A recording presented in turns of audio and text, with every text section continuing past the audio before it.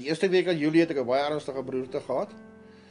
Dit was so aard dat my longe het platgeval, ek kon nie op my eie asemhaal nie. My vrou het my dogter hospitaal toe gejaag, hulle het vir haar gesê, die brein was sonder suurstof vir langer as 5 minute gewees. Sy het die ergste verwag. Dit is nie 'n ligtelike ding nie, dit is baie ernstig hierdie. Oor die volgende paar dae het daar verskeie mense vir my gebid. Daar pastore was by my gewees, hulle het my kom salf. My ouers daar gewees. Hulle het vir my gebid, hulle het vir my gesalf. Daar's groepies opgemaak wat vir my gebid is. Mense wat ek van geen kant af eers ken nie, het vir my gebid. Almal was 'n gebed betrokke.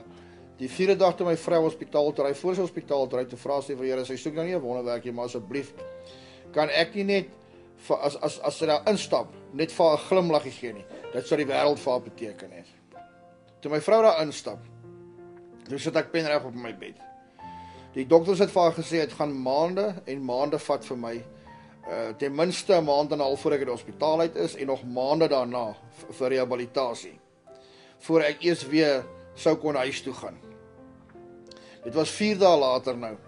Ek het regop gesit, ek het ten volle gebruik herwin van my gesig se funksies, my been se funksies en my hand se funksies. Ten volle gebruik herwin. Dit alles was moontlik gemaak deur die krag van gebed. Miskien voel jy dat jy bid in die dak vas, jou gebede word nie verhoor nie, maar glo my, die Here het 'n doel met elke en ieder een van ons. Moenie ophou bid nie, hou aan bid. Dis al wat jy moet doen, hou net aan bid. Jou gebede sal verhoor word. Deur die krag van gebed en die genade van die Here is enigiets moontlik.